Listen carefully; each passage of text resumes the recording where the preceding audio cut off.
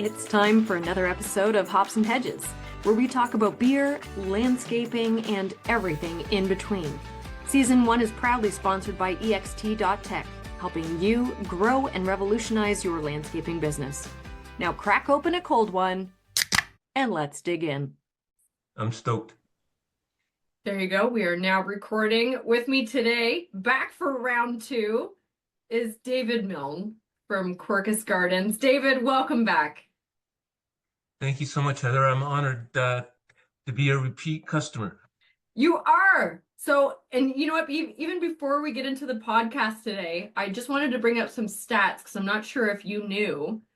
But Spotify just gave me like the wrap up of 2024 and season 1 of Hops and Hedges, and you were the most streamed episode of the whole year. Wow, that's pretty cool. I think it's also because I'm the first guest. Technically, I don't know, because I did do an episode where I was just me because I was testing the waters. So the first episode actually is a meet your host, and it's just me because I wanted to make sure, is it just me? Because if it was, then I would assume that that would be the most watched episode. But no, you were episode 2, and you were the most watched episode of the whole year. It's pretty cool. Well, I think you're pretty cool, David. So thank you. Your episode was listened to 68 times. Just your episode. I didn't know I had that many friends. Well, and some of them will be strangers, right? But also, so we record these in 40-minute segments, and the total listening and watching hours for your episode was almost 24 hours. So almost a whole day of people watching and listening to your episode. Wow. Yeah, I'm honored. There you go. I just wanted to bring that back. So David, bringing you back again, kind of wrapping up the end of the year. It's always so good to see you. I actually just recently saw you at the Fusion Landscape Professional Conference. Yep. So thank you again for the Begonia book. I am going to dig into that. I actually have, do I have one right here? Do you know what? I'm just going to show you because I can't help it. I'm such a plant collector. I'm not a hoarder. I'm a collector. So this one. I kind of like the term plant geek or plant nerd. Yeah. So this Holy one. smokes. Yeah. She's gorgeous. So I don't know, for anybody who's not watching and you're just listening, this is a Begonia maculata or maculatum, maculata, but it's a white one because normally the flowers are pink or a red, but these blooms are actually white, and it's in full bloom right now. Very cool. So it's a polka dot begonia, but the flower blooms are actually white instead of pink or red. Oh, she's just so gorgeous. I think her name's Stacy. Stacy? She looks like a Stacy. I like that. So thank you. Yes, I am very, very much obsessed with begonias. Oh my gosh, sorry. So before we started recording, David, I was just telling you that I've had one of those days. So I'm sure some of the listeners can relate. Do you know what? You have a day and you have good intentions for the day, and it's going to be a rock solid day. But then one thing after another, and it just starts to pile up, goes wrong. You know what I mean? Well, the thing is, those days make you really, or should make you appreciate the days that go awesome. Right? I'm a firm believer. For me, I use the analogy all the time of an ECG machine, the heart monitor. You know you're alive when you have your ups and downs. If everything's smooth sailing, there's a big problem. Right? 100%. And today really did make me feel like I've been taking for granted that things have been very smooth sailing for a long time. And it wasn't, this is the thing, it's not even work related. It's December. So it wasn't with a client. It wasn't, things fell through. I actually project managed. My best friend just moved into a new house. So, I got the U-Haul and I arranged some additional labor and blah, blah, blah, blah, blah. And the additional labor injured themselves and were not very helpful. The U-Haul door seized and we couldn't close it, so we had to call roadside assistance, and it was just like it was just one thing after another. And it's like, this is what I do all the time for my job when I'm paid. And today it was just me helping out my best friend, and everything that could possibly go wrong went wrong. But You now my best survived. friend knows that I really love her. So there's that. See, that's an awesome thing there. Oh man. So David, 25 years in business. And so this is, or 25 years next year with Quercus Yeah. Gardens. So this is my 25th season as Quercus Gardens. So Yep. next year will be the 25th anniversary. Okay. Very cool. I started Um, this in 2000. in 2000. Wow. And I started mine in 2020. So there's a little bit more of experience that you have on me, David. Just a little bit, right? Uh, Just a wee bit. just a wee bit. I am so privileged to know you and to call you one of my mentors. I think you inspire me every day. So I'm so glad that I know you. I'm so glad that you decided to come back on the show, talk about beer and business. You're gonna make And me cry? no I crying. This is a no, cry-free zone. No, I'm kidding. It's totally no. not. But if you It's cry, only I'm it's gonna cry too. happiness. It's happiness. There you And go. get to the beer. Yeah, let's get to the beer. Let's do it. I got one here. I'm just waiting to crack. Waiting to crack. Let's crack it open. Let's do it. What have you got, David? Okay, I have a juiced AF Hazy IPA from Beau's Brewery. This is awesome. Just had one of those this afternoon. It was late afternoon, but still. Yep. I'm pouring. Yeah. And then after you pour, show us the can because it's yeah, juiced AF. It's got like it's a blue can with a tractor on it, but it is very Yeah, can you delicious. see that? Yep. It's got like that kind of retro rat rod look. I can't remember the name of Yeah. the designer who did cars like that back in the day, but And it's so cheers. good. Cheers to you. So I am cheating today. This is not water and it is not iced tea, but today was a rum kind of day. So I actually don't have a Oh, nice. beer. I have a very strong Kraken rum with Perrier That because works. I Kraken have a rum thing for is the dark way to rum go. too. Yeah, Kraken rum is my go-to, but my second favorite is the Dead Man's Fingers. Have you ever tried that one? No, I don't know that one. So it's brewed in the UK with raw vanilla beans. So it's Oh, like, or distilled with vanilla beans right in the mixture. So good. So yes, cheers to you and your beer. I am having a Kraken rum. Anybody who's actually watching can see that I've worked all day. I am rather disheveled, where David looks demure as ever. So, excuse me. So we were also talking before we started recording that we both look like we're in different spaces from our previous episode. So you're actually in your workspace. So this is your workroom. I see a drafting table behind you, a whiteboard behind you. yeah. So I'm kind of old school. I don't know how to do any of that design on the computer. I grab the paper and my pencils and my pens and go to it. I'm a big fan of hand drafting. I hope it never dies. And I don't think it will. It's quite a niche um a talent and a skill that people who can do it, we got to keep doing it.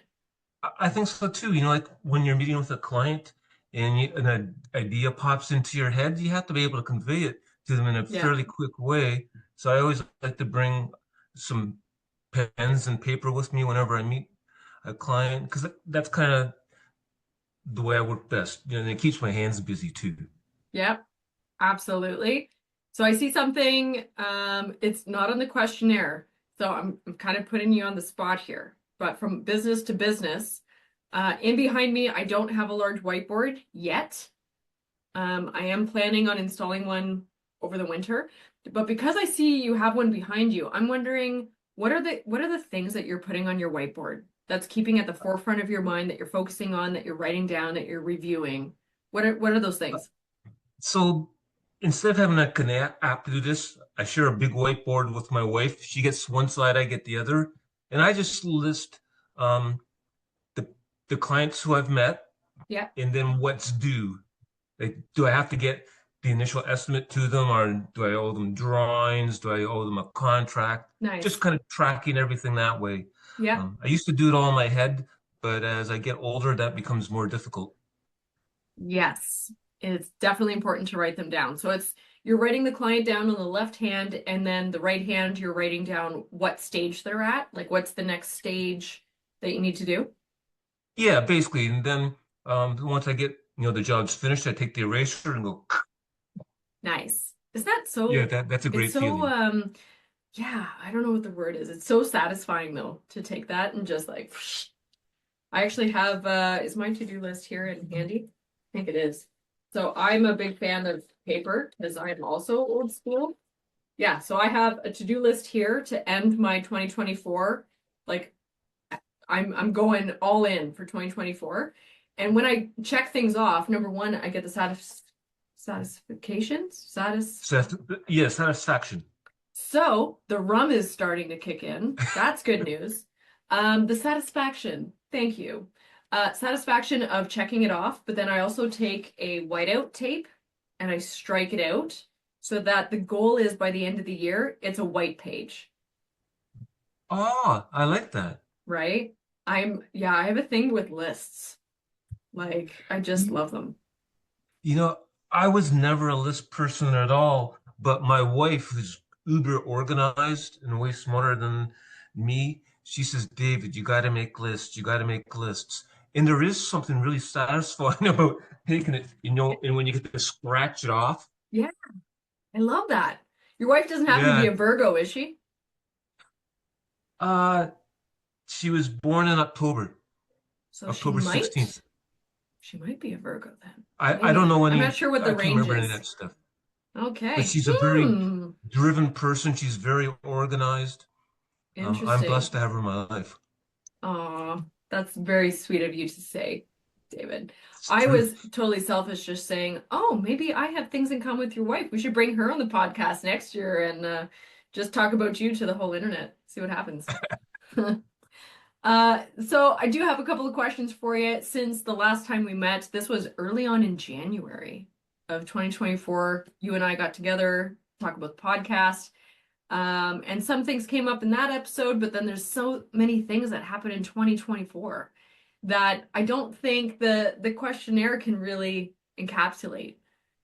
So I'm just wondering, for your 2024 year in review, was there like a big lesson, like a big takeaway for you Uh, for this year? I know, and I'm putting you on the spot because it's yeah, not yeah, part of the questionnaire, but it's also, we're just getting into the time of year where we do start to reflect on those things, yeah. right? So if you So haven't yet, no worries. There's I no have to stress. process the year in its entirety. It was the most Absolutely. challenging one I've had in 25 years, Yeah. where business was nowhere near as busy as it has been in the past. Um, I sadly had to lay off a couple staff. Yeah. We struggled through, the heat of summer, July and August, to find all the hours I wanted to give my people. Yeah. Yeah, it was challenging, but we've come through okay. I still have my core group of people who I adore, Yeah. and we'll be all right. But I have to reevaluate how I move forward and Right. how do I ensure that I don't have these problems again. And 2024 was a tough year for a lot of people. Like there were across the board, there were layoffs, there were cutting back of hours, right? I think we went through the COVID thing where people were spending because they were stuck at home. But now that people are starting to feel safe again to travel and vacation and that kind of stuff, we're seeing a lot less spending in the home. Ye- I think it's a COVID hangover because people went so crazy during COVID.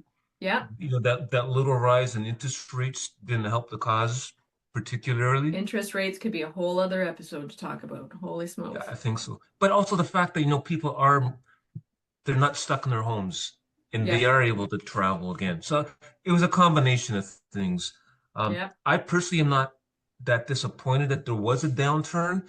I see more landscape companies out there than ever before, and a lot of them, frankly, are not great. And I Yeah. think that we need to have something like this to get rid of some of the chaff. Right. Yeah, and that's one of the things that it's another topic that comes up with Landscape Ontario, right? We're both members of Landscape Ontario. So we are both members of a professional organization, an umbrella that provides training and connections and networking and mentorship. Like it's endless. And you don't see a lot of, how do I say, high school kids with a pickup truck and a line trimmer calling themselves professional landscapers or landscape professionals in Landscape Ontario. You just don't. Yeah, it's true. You know, it's funny that on my street, I've seen two other landscape jobs done, and I'm embarrassed by the quality of both. Mm, Um, you know, probably charging, a good dollar to do a job, but when you see the grading so it's draining back towards the house and just so many things done improperly, it yeah. frustrates um the Jesus out of me. You know, for those of us So who I was really gonna do say take pride in bejesus what we too. do. I didn't realize that other people also say bejesus, but I do. So thank you for that. I feel validated. Yuppers. Yeah, Bruce. Oh man. But it's so crazy. Like you see, I don't know, I see them too, right? They're going around and they're charging a ridiculous amount of money. And one of the things that came up again at this Fusion Landscape Professional Conference we were both just at is we're in a room full of people who understand what low impact development is. We understand the importance of drainage and swales and bioswales and retention ponds and rain gardens. Like these are common phrases that we use in a group like that. And then you see some jobs that people put in and they have no idea. They just have no idea. No, I think because they have a certain basic set of skills. They know how to lay some lockstone, Yeah. put down river stone, but it's the finesse part of what we do, Hmm. and the attention to those little details that make all the difference. Yeah. Whether a job's really, really good or it's eh. Right. And if you enjoy it, go for training. Do some more training, get some certifications, join Landscape Ontario, because then you're going to be surrounded by people who are going to call you out, uh, pardon my French, on your bullshit, right? Like that's Oh, part of what I absolutely. love about it, is that people will say, sorry, what did you do here? And that's how you learn, because you're surrounded by professionals who are experienced, who know their stuff, and they're going to say, I would have done that differently. And you have those difficult conversations you can really learn from. Definitely. And I would say that when you find people who think they know how to do it all, they don't know how to do anything. You know, um, Hmm. I've been doing this work pretty much full time since I was 16, 17 years old. I'm 63. I'm I still wasn't going learning. to ask. I thought you were just a couple years older than that. I'm still learning. And if someone's not on that path to learn, then maybe they need to find another path. Right? That's refreshing though. I think it's so inspiring but refreshing when people say, you know what, I'm still learning.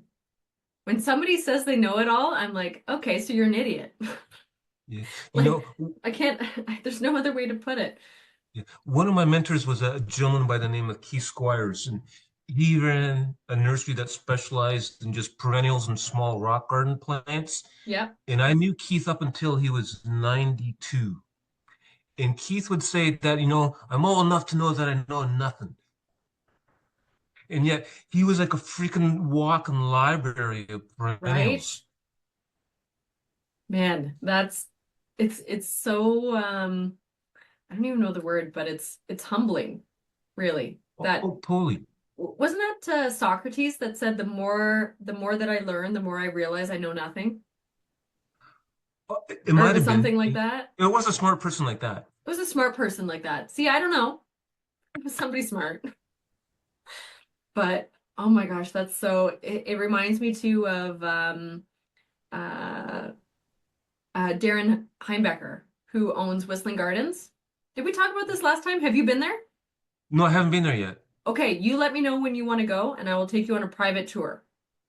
Okay, it's a deal. Can I Yeah, bring my wife? Absolutely. Let's get a group together. She's And another Heather, so be the Heathers. perfect. And I mean, don't tell the owners of Whistling Gardens, but sometimes I put red wine in my water thermos. Oh. So you walk the gardens and you sip on your bottle of water. I'm gonna find out real fast if Whistling Gardens is one of my listeners because they'll be like, "So that's why you always bring water." I don't drink water. People who know me know I don't drink water. So anyway, but Darren, he is also somebody who he has a wealth of information when it comes to perennials and conifers and gardens and maintenance, design, you name it. And then you talk to him and he's just like, I'm just figuring it out. You know, I had a Totally. passion. I'm obsessed with plants and learning about them, and I'm still learning like every day. God, I love what we do, you know? Absolutely. Um, yeah, absolutely. So I wanted to talk to you about a whole bunch of different things. Um, but I loved on your so the revision of the questionnaire, right? Because I've got a different questionnaire for season two. But I loved that one of my questions is what is your biggest achievement or success? And the first thing you said was surviving 25 years as a business. That's a huge milestone. Like huge. Thank you. From, you know, I didn't want to start a business. I had no desire. I was happy being like a, like a good employee. Yeah. Um, but then, my wife and I, we had our son. I wanted to be a stay-at-home dad who worked, a day a week, and that Yeah. lasted for 2 weeks, and it just kind of snowballed. And here I am 25 years later. Crazy. It's the same for me. I mean, mine only started 4 years ago, but I never, ever thought I would own my own business. I was very happy being that loyal employee. Yeah, yeah. Um, so that's why when you have a loyal employee, treat them like gold. Let them know that you love them and appreciate them. I can't wait. It's something that I'm personally looking forward to. That'll be one of my big milestones is hiring my first employee. I think it's going to happen soon. So I really hope to hire and bring on a co-op student because my co-op changed my life, right? So my first co-op was at Whistling Gardens. I lived there on site in a trailer. It was amazing. And then my second co-op was at the Royal Botanical Gardens in Burlington. That's pretty sweet. Like, so these two magical places and magical people, the people who run and operate and look after the grounds of these places are truly inspiring. And I got to call those two places home. So if I can be that kind of place, that space for somebody coming into our profession, oh my, I will be over the moon. Yeah. We need to be more embracing, Yeah. and encouraging. I think it's important for the industry to get better and to improve instead of just hiring somebody as a grunt. Yep. You know, treat them with a little bit of respect, and hopefully we can start mentoring and giving them some information and knowledge Yeah. and encourage that desire to learn more. Because grunts are people too, right? Grunts are people too. And I've been there. Like that is where you need that grunt work experience to know what needs to get done so you can think that step ahead, right? It's like, okay, Oh, I'm laying this totally. down. I realize that in about 10-ish seconds, somebody's going to need a broom for this polysand or whatever. Then you could just grab the next thing because you know the patterns, you know the rhythm of what's coming next, and you get into Yeah, that. yeah, totally. I'm blessed that I started as a grunt and I've done everything, every single step all the way up to ownership now. Yeah. Um, so I'm I have a pretty good idea what's going on. There you go. But not a perfect idea of what's going on, right? Because you don't know everything. Perfect. Absolutely not. Words of a wise man right there. I'm so grateful every day that I got the maintenance experience that I did through Fanshawe because as a designer, I am always looking at the maintenance perspective personally. So when you design something and it looks like an amoeba, I remember one of my classroom teachers said, when you design a garden bed and it looks like an amoeba, Imagine like a piece of bubble gum that somebody stepped on and it goes splat, and you've got all these curves. It's like, who is going to go in with a push mower and cut that? No. Yeah, The it's not going to answer is happen. no. No, not allowed. And I'm very firm with some of my clients. Oh, well, I really like that organic shape. Well, that's great, but no. Are you cutting it? Then no. If you're going to pay Well, someone, are you willing to pay them extra for the time yeah. required to Or what you do is you make the beds bigger and give them less grass to cut. that is ideal. I'm with you there, David. I'm like less grass all the way. I get a call and they're like, "Oh, do you do sod?" No. No. No. I will transfer or transition your garden and lawn to or lawn and turf to garden. That's about the extent of my sod business. But what was the other thing? Oh, I love this answer because again, asking about what's your biggest achievement or success. And you said hugs from clients. And as soon as I read that, I can feel the warmth of that. I've been on the receiving end of some hugs too from clients, and it Yeah, is like we have such the potential to make some incredible changes for some people, right? People are overwhelmed by their outdoor space, and we can transform not just the physical landscape, but transform the relationship that they have with that space. totally. That's powerful. Um, and hopefully reconnect them with nature to a certain degree. Hmm. Um, and this might sound crazy coming from a business guy, but money is on my list it's so far down on my list of objectives and my wants. It's Yeah. crazy. Well, Um, and it's important that as long as you know what your value is, right? You know what your costs are, you know what you need to charge, but that is not what's driving your business. It's like exactly. I know what I do, I know what I offer, I know what my costs are, but this is my ideal. This is what I want to do. This is what I want to provide. This is my ideal client, and you just run with that. And then when you hit somebody who says, "You know what? That seems a little expensive for me." You can be like, "Oh, well then I'm just not your fit." And it's not personal, it's not emotional, right? But Yeah, the reality is that we have to pay rent, we have to that's the pay thing. staff, I have to be able to give them benefits. It just all these things that we're responsible for. So if I don't make the money, none of that happens. But Absolutely. And that's one of the things. yeah, I had another business coach tell me through Landscape Ontario that says, when I first started my business, they said, "You are not a charity. You're not operating a charity or a not-for-profit. You are running a business and you need to charge accordingly for your services." And that was really hard definitely. for me to hear because I'm a helper, right? So I see someone struggling with their landscape and I want to just help them and fix the problem for free. Like I just want to make it all the pain go away. Yeah. But you keep So doing that for free or devaluing yourself, and before you know it, you're bankrupt because you're not paying your bills. definitely, the way that I kind of am navigating that now is I do a fair bit of volunteer stuff, organizing plantings or doing whatever. Um, and so I can do that, pro bono stuff Yeah. that makes me just happy and there's no ties to it. It just, we're going in, we're doing it and making people happy. Hmm. But then there's the day-to-day thing where, yeah, we do have to try and be profitable. We do. And it's not you can take the emotion out of it, right? And that was really hard for me because I mean, I still have limiting beliefs about money and finances. I was brought up in a house where I was told money is the root of all evil. Have you heard this phrase? Oh, I have, But it's and actually not the whole phrase. no, I- I think that's it pretty much. I think it's not just money, but it's what money buys, whether it's, Right? But you can buy and do good with money.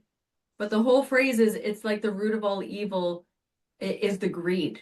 It's not money, it's it's not the money greed. yet. Greed is the root of all evil. But money, you can do so much. I mean, the philanthropy that I would do if I was a millionaire, I fantasize Oh, it'd be about what I would crazy. do if I won the lottery. You know, I'm going to get off topic a little bit, but one of my passions is soccer, football, Okay. and I can't remember the gentleman's name, but he plays for the team from Paris, France, PSG, and he makes millions. He says, I don't need to drive a BMW. I'm happy with my little VW. With the money they pay me, I buy schools. I build schools. He's from Africa. Right? He says, I'd rather give back to my community. I don't need to make all this money just for me. Yeah. And I think like he should be a role model around the Yeah. world. Could And I you know lots of people imagine will not feel the same way, but to like me, he's a being hero. I no kidding. I mean, I don't follow sports, but I'm right along there with you. But if you had the ability or the capabilities to buy a school for a community and continue to support it and pay teachers, man, I would sleep really good at night, It's kind of a no-brainer, isn't it? you know? Um, so I'm just checking here. We've got we still have, yeah, we've got like 8 minutes left. But I do want to pick your brain still a little bit about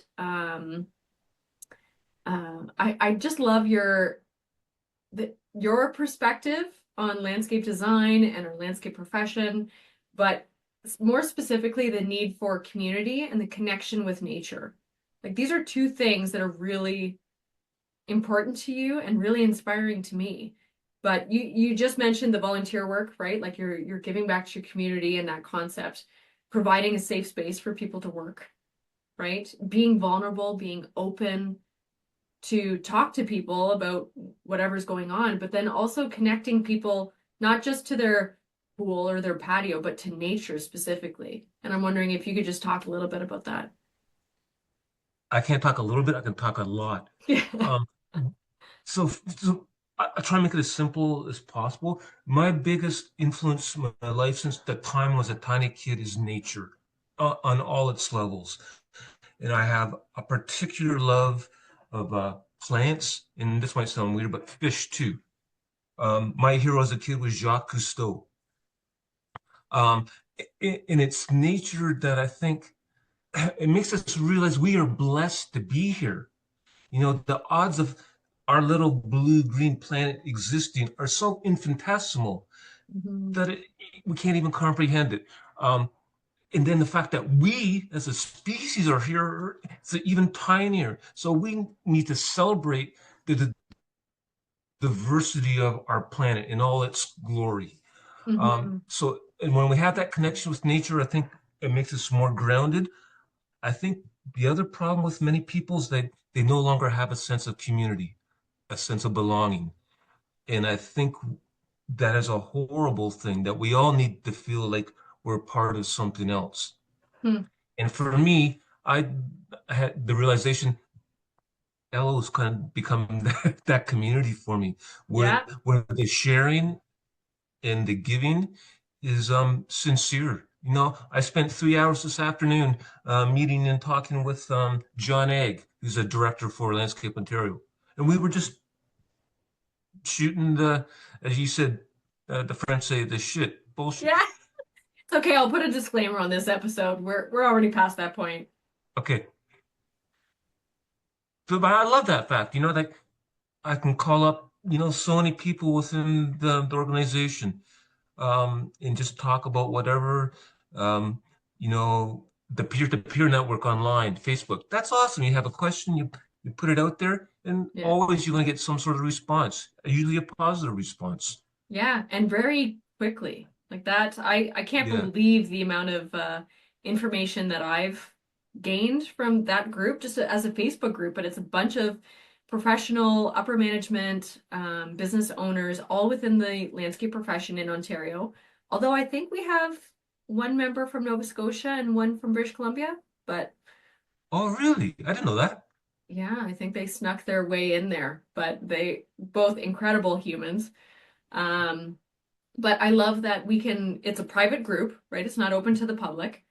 But we can post like sometimes there's some intense issues that businesses are facing, or Yeah, questions labor or problems dilemmas, or whatever. HR issues, like you name it. And we post a question, and usually within 24 or 48 hours, we have several responses saying, you know what, I dealt with this exact same thing last year. This is what we did. This is what I learned from it. This is my advice, right? Like just having that network is invaluable. So, Yeah, totally. Um, one of the things that you mentioned about the connection to not just community, but nature. And I'm curious if, number one, so my first question is, have you read Braided Sweetgrass, the Yep, book? So I yep. haven't read it, but it's actually on my bookshelf right there. It's on my list of, it's my fourth next book. I have three ahead of it. I have a certain system. But it is on my shelf to read. But the author, um,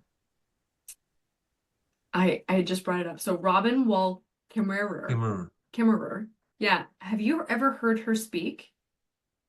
I've listened to like a podcast one Okay, time. Um, I gotta yeah, she's find that. very good. She came to London and she did a public talk about connecting back to nature, and it was life-changing for me. I haven't read Braiding Sweetgrass yet, but one of the things that she talks about how in the English language we refer to aspects of nature as it or that, you know, this book, that pen, that tree, and this, that, and it has no emotional connection to it. So when you say it, as in that tree, it's really easy to cut it down. But as soon as you call it him or her, it's very difficult to cut it Or down. non-binary. But as a tree, so when you start thinking of a tree as a being, as something that is part of us, as part of our environment, and you refer to it, it's Because people may not want to believe this or accept it, but we are related to trees and plants and everything on the planet. We are related to the rocks. We all 100%. originated from that same original mass of goo, however many billions of years ago, Yeah. right? So I'm connected with, this lump of rock right here, or I'm, with this plant right here. Yeah. And I think if we take that into consideration, then we change the way we deal with nature, and it's not just a commodity, Yeah. but these are living, breathing organisms. And the more that we are learning about plants now, their intelligence level is something that we had no idea. The fact that one tree can communicate with another tree, Mm-hmm. holy smokes, that blew my mind when I learned that. I'm right there with you. I am right there with you. I think I gotta find her and maybe get her on the podcast. But we have about a minute left. So I just wanted to ask you about a book. You had mentioned A New Garden Ethic by Benjamin Vaught. A new garden Oh, ethic. that is So a nice looking book. Okay. We're going to this give is a quick little shout out for that. We've got about less than a minute. I also wanted to give a little plug out to something that I found. Somebody donated me or gifted me a whole box of used books because they didn't want them anymore. This one is Crazy About Gardening: Reflections on the Sweet Seductions of a Garden by Des Kennedy. And Des Kennedy. oh my gosh, I need to find this guy. Is he still around? I think so. He's English. He's a bit of a character. But he lives in BC. Like I need to find it. Oh Is he my BC? gosh.